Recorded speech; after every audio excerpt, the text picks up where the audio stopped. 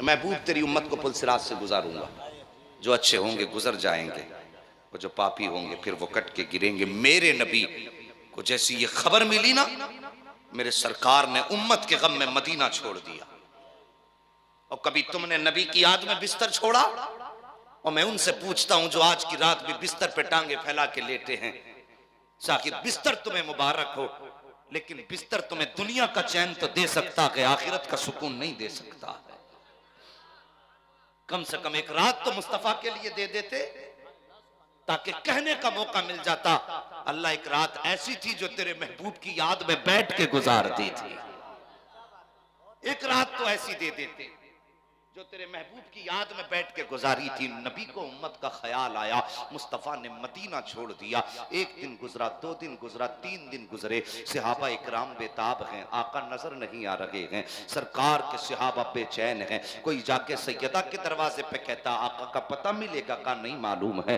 آپس میں ایک دوسرے سے پوچھ رہے تھے۔ اللہ اکبر، گلیوں میں دیوانہ وار صحابہ ہیں، پھر تلاش کرتے کرتے مدینے سے باہر نکل گئے۔ توجہ سے سننا پیارے، جب مدینے سے صحابہ نکلے ہیں، ایک چرواہا بکری چرا رہا تھا، اس سے جا کے صحابہ جا کے کہتے ہیں یار بتا تو صحیح، تم نے ہمارے محبوب کو دیکھا ہو تو بتاؤ۔ اس نے کہا تمہارا محبوب کون ہے، اس کی پہچان کیا ہے؟ تب صحابہ پہچان بتاتے ہیں، وہ چلتا ہے تو مشیت ساتھ چلتی ہے، وہ بولتا ہے تو کرم برستا ہے، اس کی مرضی سے مشیت کا قلم چلتا ہے، اس کے چہرے میں انوار کی برسات ہوتی ہے، لب کھلتے ہیں تو پھول جھڑتے ہیں۔ اس نے کہا تھا میں تو نہیں جانتا کہ ایسا کون ہے، لیکن اتنا جانتا ہوں سامنے ایک غار ہے، اس کے اندر سے 3 دن سے کسی کے رونے کی آواز آ رہی ہے، اور اس درد کے ساتھ روتا ہے کہ جب میں صبح کو بکریاں لے کر کے آتا ہوں تو میری ساری بکریاں چرنا چھوڑ کر کے غار کے دروازے پہ بیٹھ جایا کرتی ہیں، اور اس کے ساتھ بیٹھ کر کے اس کے غم میں شریک ہوتی ہیں۔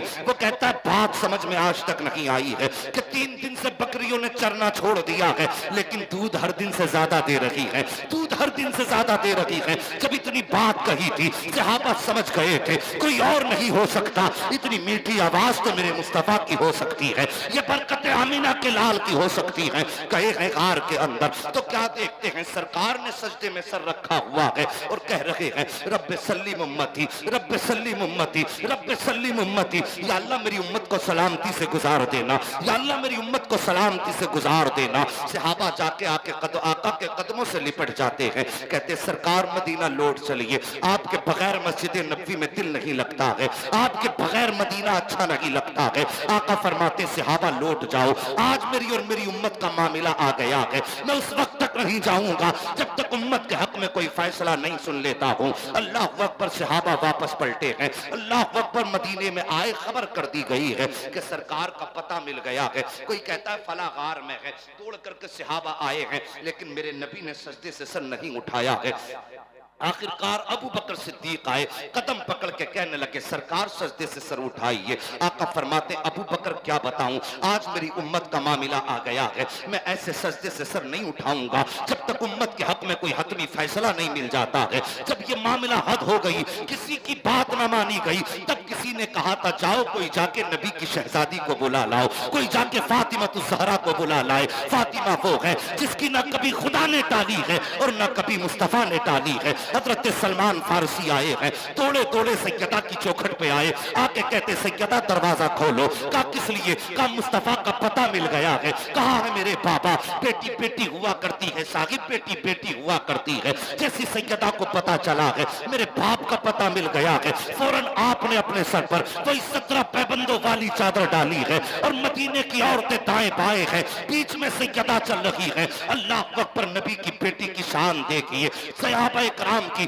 بیویوں بہنوں کے جھرمٹ میں نبی کی شہزادی جا رہی ہے۔ صاحب بیٹیوں سے پیار کیا کرو، بیٹیوں سے محبت کیا کرو، بیٹیاں اللہ نصیب والوں کو دیا کرتا ہے، تم بیٹے رب سے مانگا کرتے ہو، یہ تمہاری مرضی ہے۔ ارے سجدے میں گر کے بیٹے مانگو، تمہاری اپنی مرضی ہے، لیکن کبھی رو کے بیٹے بیٹیاں بھی مانگ لیا کرو، کبھی رو کر کے بیٹیاں بھی مانگ لیا کرو، اس لیے کہ بیٹے رحمت و نعمت ہوا کرتے ہیں، بیٹیاں رب کی رحمت ہوا کرتی ہیں، اس لیے کہ بیٹے باپ کی جائیداد کے وارث ہوتے ہیں اور بیٹیاں باپ کے چہرے کی وارث ہوا کرتی ہیں۔ کبھی رو کر کے بیٹیاں بھی مانگ لیا کرو۔ شاگرد نبی کی بیٹی کو پتا چلا ہے کہ میرے باپ کا پتا چل گیا ہے، آپ نے سر پہ اپنے دوپٹہ ڈالا ہے جس پہ 17 پیبند لگے تھے اور پردے کے حال میں چلی ہے، اور کس حال میں چلی ہے؟ ایک ہاتھ میں شہزادے حسن کا ہاتھ ہے، دوسرے ہاتھ میں آقا حسین کا ہاتھ ہے، دونوں بچوں کو لے کر نبی کی بیٹی گھر سے نکلی ہے۔ اللہ اکبر!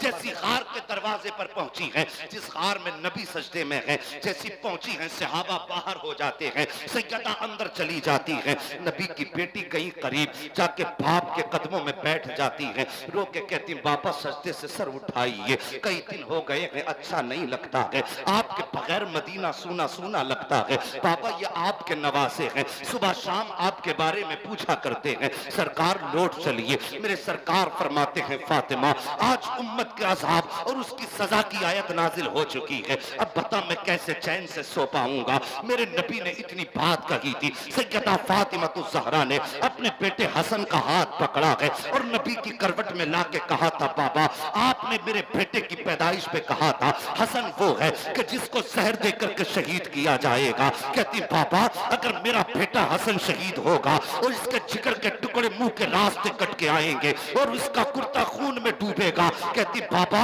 آج فاطمہ وعدہ کرتی ہے کہ قیامت کے دن جب امت کے عمل تو لے جائیں گے اپنے بیٹے حسن کا کرتا لاؤں گی اور امت کے نیکیوں کے پلے میں رکھ کے کہوں گی یا اللہ آج اس کرتے کے بدلے میں میرے باپ کی امت کی مغفرت فرما دے۔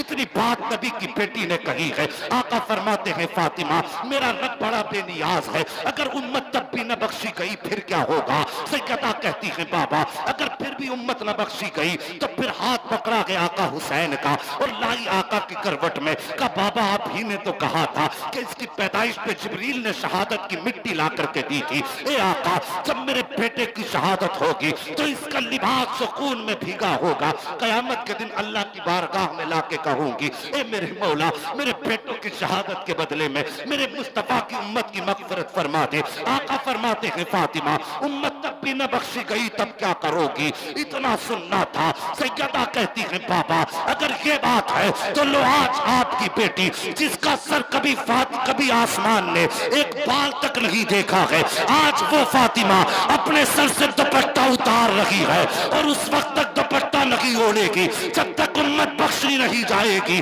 جیسے اتنی بات کہی تھی جبریل امین آ جاتے ہیں، کہتے محبوب بیٹی دروازے پر آئی ہے، سوالی بن کر کے آئی ہے، محبوب بیٹیاں دروازے پہ آ جائیں تو بیٹیاں خالی نہیں لوٹائی جاتی ہیں۔ اے محبوب اپنی بیٹی سے کہہ دیجئے اے فاطمہ رب نے تمہاری دعا کو قبول فرما لیا ہے، فاطمہ سر سے دوپٹہ مت اتار دینا۔ اللہ اکبر! جبریل امین آتے ہیں، کہتے ہیں آقا رب نے فرما دیا ہے فاطمہ تیری عرضی قبول ہو چکی ہے، فاطمہ سجدے سے اپنے سر سے دوپٹہ مت اتار دینا۔ اللہ اکبر! اتنا پیغام آنا تھا۔ رب فرماتا ہے اے محبوب بیٹی کو سینے سے لگا لے، بیٹی کی عرضی مان لے، ہم نے امت بخش دی ہے۔ اے محبوب میدان قیامت ہوگا، حکومت بھی تیری ہوگی، جنت بھی تیری ہوگی، امت بھی تیری ہوگی۔ اے مصطفیٰ اشارہ کرنا تیرا کام، جنت دینا میرا کام۔